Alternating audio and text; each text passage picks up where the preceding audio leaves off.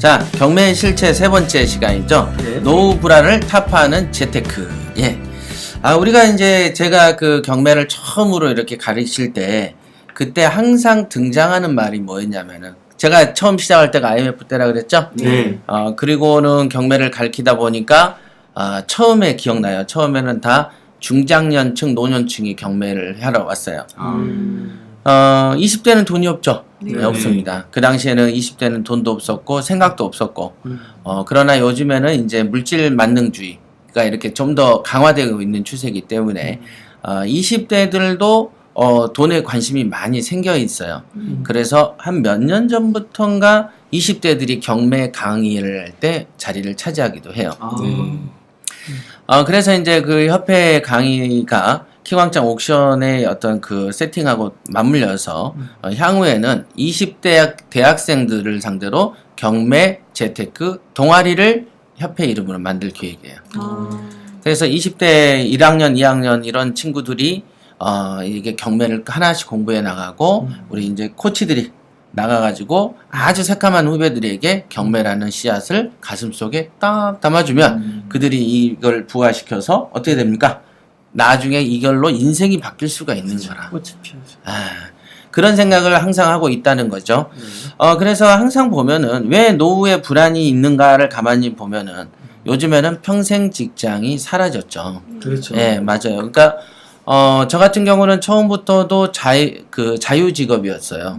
그죠? 경매를 처음 시작하는 것도 혼자였고 나는 위에 어떤 직장 생활을 안 해봤기 때문에 이런 고통이 있다라는 생각은 안 해봤어요. 그런데 상담하러 오거나 교육받으러 오는 사람들의 공통된 걱정이 뭐냐면 평생 직업이 없더라.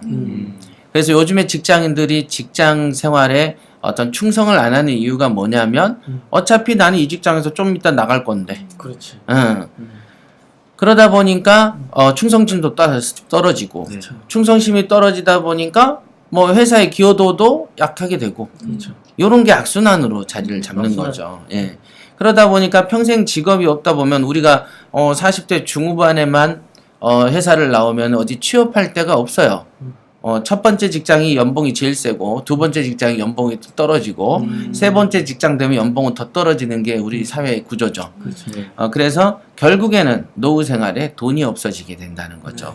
그래서 이제 돈이 없어지게 되면 그 다음에 돈이 없어지게 되면 어떤 일이 벌어지냐면 평균 수명이 증가하는구나. 아유 차트가 빨리 안 넘어가가지고 돈이 없어지면 평균 수명이 증가되는 건가? 그거는 아닙니다. 예, 제가 차트를 빨리 안 넘겨서 돈이 없는데 꼭 오래 살더라고요. 네, 예. 요즘에는 현대 의학이 좀 발달하다 보니까 아무래도 빨리 안 죽죠. 잘 안 죽습니다. 그래서 신기하죠? 대기 오염은 더 심해지고 각종 전염병은 더 창궐 하는데 평균 수명은 늘어나고 있단 말이죠. 그렇죠. 그래서 딱딱 돈 떨어지면 딱딱 죽어주면 좋겠죠? 네. 정말 그렇게 생각하는 거예요? 아니요. 그래서 돈은 떨어지지 나는 계속 건강하지 그러다 보면 어떻게 됩니까? 노년에 오는 고독고. 자, 고독고를 느껴보신 분.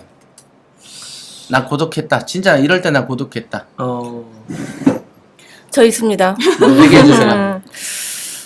노년을 떠나가지고 돈 사람이 떨어졌을 때 고독했나요? 그쵸. 돈이 없다는 거는 정말 모든 게 없다는 거거든요. 그러니까 마음까지 무너지는 게 돈이 없어서 마음까지 좋은 무너집니다. 네. 돈 그래서 없으면 마음도 네네. 무너진다. 그래서 돈이라는 건 결국은 힘이거든요. 옛날 생각 나셨나 봐요. 눈시울이 빨개지는데. 아닙니다. 일단은 돈이라는 건 정말 인생에 살아가는 데서 필수 불가결한다고 하나? 그죠? 꼭 필요한 재화이고 돈이 있음으로 해서 내가 안 써도 든든한 거고 쓰면 쓸수록 또 힘이 나는 거고 남한테 베풀어도 기분이 좋은 거고 그죠? 그래서 돈은 꼭 필요한 거고 없다는 거는 참 괴로운 거예요. 네. 그럴 때 살고 싶지 않죠. 그렇죠. 그러니까 그럴 때 고독했다. 그쵸. 많이 고독하죠. 노년에 고독고. 자, 우리 그 많이 고독했을 것 같은 이병렬 코치. 그렇죠. 돈 당장 생활 우리 애기들 뭐 유치원 다니고 어린이집 다니고 뭐 여러 가지 비용 많이 들죠. 요즘도 학원들도 많이 다니고 거기서부터 생활비 돈이 정말 부족하면 일단 힘부터 많이 빠지고 예, 목소리도 또 작아지고 그런 것 같습니다. 맞는 말. 맞아요. 그래서 적어도 이런 거를 저는 못 느꼈는데, 저는 이제 좀 남들보다는 예민하게 많이 느끼는 편인데, 그때 돈이 진짜 호주머니에 100원도 없을 때, 지금도 기억이 나요. 아침에 이제 9시, 10시에쯤 일어나서 할 일이 없으니까. 그런데 아침에는 텅 비었고 아무도 없는 거야. 부모님들도 어디 나가 있고. 그랬을 때 그 해가 창 쪽에서 들어오는데 너무 밝고 따뜻하게 빛이 들어오는 거야. 그런 날 있죠. 그래서 눈을 딱 뜨니까 정막강산인 거야. 조용한 거야. 그런데 가만히 눈 떠서 이렇게 벽을 기대고 딱 참선자세로 앉으니까 호주머니에 100원도 없지, 전화한 놈 한 놈도 없지. 그럼 나는 이 상황에서 어떻게 살아야 될까? 라는 생각을 한 적이 있어요. 그때 이제 드는 생각이, 이게 내가 만약에 늙어가지고 돈이 없으면은, 지금도 이 모양인데, 늙어서 이러면은 어떻게 살아야 나가야 될까? 그 생각을 했죠. 그러니까 이제 막 그러면 자식들도 나중에 돈 없으면 무시하죠? 그쵸. 아니, 본의 아니게 하여간 돈을 안 풀면은 효도 안 해요. 효도하는 자식은 부모가 돈이 있을 때 효도 더 잘합니다. 그쵸. 그 다음에 노인이 돼가지고 돈 없으면 파고다 공원 전전해야 돼. 그렇죠. 근데 나는 공원 같은 거 되게 추워서 싫어. 공원에 가가지고, 가가지고 거기 가보면 막 뭐 도박하고 뭐 장기 들고 이러고 앉아있는데, 그렇죠. 이거 낯선 사람하고 만나가지고 자기들 실패한 인생들 비교하고 살게 생겼어요? 우리 자존심에? 그렇죠. 차라리 그냥 이를 물고 죽어버리면 죽었지, 혀를 물고. 그렇게는 안 한다. 그런 생각들이 많이 있으니까 이 고독이, 그 고독이 있잖아요. 조용한 적막강산에 아무것도 할 거 없을 때. 아무도 나의 정서 교감 안 해주고, 말상제 안 해줄 때.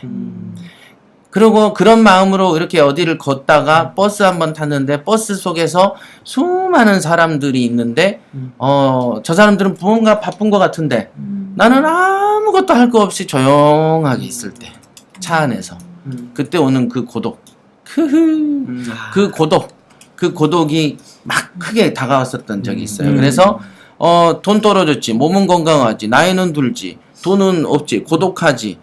이건 진짜 고통이라. 그래서 그때 생각하는 게, 늙어 죽을 때까지 내가 치매가 걸리지 않기 전까지 내가 돈을 벌면 되겠네. 그럼 그런 거가 있을까? 생각을 해봤어요. 그러다 보니까, 그러면 판단력이 사실 살아보면 어때요? 나이 들면 40 중반만 돼도 노안이 와요? 판단력이 예전 같지 않다는 말이 내 이해가 돼요. 기억력도 가물가물해져요. 왜? 나이가 들수록 오만 일을 겪으면서 스트레스성으로 머리가 미련해지는 것 같더라고요. 스트레스를 많이 받고 짜증내다 보면 기억이 없어져요. 나도 모르게. 그렇게 되더라. 그래서 이런 어떤 그 나이가 들 때 신체적인 판단력 또 육체적인 것도 떨어지죠. 옛날에 젊었을 때는 저기 산동네도 걸어 올라다니면서 집을 구경했는데 이제는 산이 좀 5도만 높으면 저 물건 안 사고 말지 이렇게 되면서 평지 물건 위주로 돌아다니고 옛날엔 빌라 4층짜리도 샀는데 이제는 2층만 되면 안 사고 일단 운전을 해서 뭐 지방에 옛날에는 용감하게 다녔는데 지금은 한 2시간만 운전하면은 졸음이 오고 그 다음에 졸음 쉼터에 있고 이런 체력이 극저하되니까 그러면 이때는 경매를 어떻게 하지?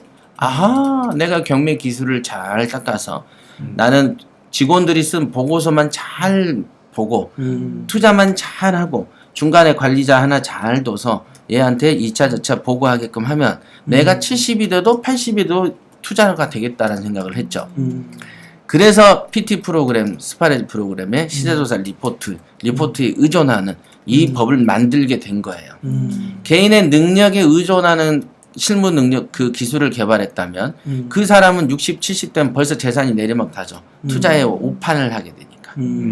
그래서 오판을 안 하는 방법, 내가 늙어서 이렇게 산길을 다니다 안 다치는 방법, 그거는 어떤 기술을 특화시켜서 그거를 젊은 층에게 전수하고 그 사람을 직원으로 쓰면 된다. 즉 노년의 재테크는 법원 경매다. 그 생각이 됐죠. 그래서 다음 장면 보시면 체계적인 투자 기술을 만들었고 부동산의 관리 기법의 연구가 필요했던 거죠. 그래서 예를 들면 재산이 많은 사람이 자기가 월세 받으러 다니나요? 아니죠. 그렇죠. 어저께 제가 이렇게 차를 파킹하는데 아파트 지하 2층인데 어떤 아주머니가 차에다 물을 뿌리고 있는 거라. 그러니까 실내 세차를 하고 있더라고. 그래서 내 차가 하도 더러우니까 가서 물었어요. 그랬더니 명함을 주더라고. 사장님하고 대화하라고. 근데 아줌마 하나야. 혼자서 세차를 하는데 외부만 해. 그래서 월 7만 원이래. 일주일에 한 번? 일주일에 한 번씩 7만 원. 그러니까 월이면 30만 원 정도 주고 그러면 밤에 자면은 밤에 와서 세차해주고 한 달에 한 번만 내부 세차해주는 거래. 그래서 왜 이렇게 비싸죠? 왜 수입차 하는데 가도 5만 원이면 하는데 그랬더니 사장님하고 얘기를 하라는 거야. 그래서 내가 문득 드는 생각이 지금 들고 있는 게 이 책상만큼의 트럭도 안 돼요. 그 어떤 구루마 같은 거에 물통 있고 뿌리는 거 있고 걸레질 하는 거라. 근데 아주머니한테 그 일을 맡기고 나는 이 아파트에 이런 장사해서 오다만 따가지고 아줌마 월급 빼면 나는 순전히 남는 거라. 이거 아파트에다가 세차를 시켜야 되겠구나. 나도 세차업을 해야 되겠구나. 좋죠? 네. 그런 생각이 들더라는 거죠. 그게 일종의 보면 뭐예요? 관리 기술, 관리라. 네. 우리가 부동산이 많아지면 많아질수록 내가 받으러 다니고 내가 도배하러 다니는 게 아니다. 그래서 나이가 들수록 관리 기술을 터득하고 그렇죠. 체계적인 투자 기술은 나이가 들어서 판단력이 흐려지니까 젊은 사람을 가리켜서 그 사람을 나를 보조하는 사람. 우리 왜 영화 봐도 회장이 다 조사 안 하잖아요. 밑에서 다 조사를 해오죠. 즉 후진 양성을 하려면은 어때요? 법원 경매 투자 기술을 체계적으로 내가 익혀놓으면은 후진이 양성되고 그 후진에게 이런 부분들 갖고 가. 그리고 나는 편안한 곳에서 브리핑 받으면서 질문을 하고 여태 투자 감각을 키웠기 때문에 그러면서 얼마든지 내 돈을 투자할 수 있다. 안 가봐도 야 동영상 다 찍어와. 인근에 있는 주변 사람들 인터뷰 다 떠와봐. 그럼 나이 들어도 얼마든지 나이 들어도 할 수가 있는 거지. 나는 옛날에도 그 생각을 했어요. 그래서 괜히 그러잖아. 한 50 중후반 돼가지고 높은 데 올라다니다가 미끄러져서 척추 깨지면은 경매 투자 싹 없어지는 거야. 네. 그렇죠. 그런 생각을 했어요. 그래서 필요한 게 키포인트가 뭐예요? 부동산 투자 감각. 저 투자 감각은 누구도 대체가 안 되는 거죠. 저거는 내가 갖고 있어야 되는 고유 기술인 거야. 경험을 해왔고 나만의 고유 기술은 투자 감각을 갖고 있고 그 투자 감각 밑에 실무적인 기술 그런 기술은 젊은 층한테 안배해줘도 돼요. 어차피 감각은 눈에 보이지가 않아. 그렇죠. 나는 핵심 기술, 네. 핵심 코어 기술만 갖고 있으면 된다는 것이지. 키포인트는 우리가 그거죠. 그래서 노후 불안을 타파하는 재테크 법원 경매가 되려면 부동산 투자 감각을 키워야 된다는 것이죠. 네.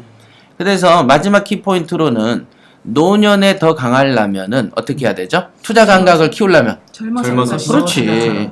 투자 감각은 많은 경험과 어떤 직접된 성공 사례를 통해서 감각이 얻어지는 것인데 너무 늦게 시작하면은 정신이 총명하지 않은 상태에서 시작을 해봤자 그 감각이 얻어지겠어요? 아니요. 아니지. 즉 아까 말한 대로 노년의 투자 감각만 유지하면 더 늙어서도 남을 시켜서도 할 수 있다라는 이 구조를 만들려면 젊어서 해야 되는 수밖에 없는 거죠. 논리적으로 그렇다.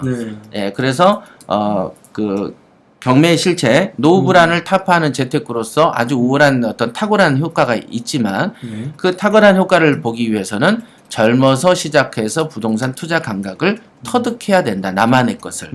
이렇게 요약할 수 있겠습니다. 회장님 네, 지금 질문 있으세요? 네, 말씀 들으면서 네. 제가 예전에 그 노후 불안에 관련된 책에서 그 내용이 생각이 나서 같이 생각해봤으면 좋을 것 같아서 지금 제가 얘기를 했는데요.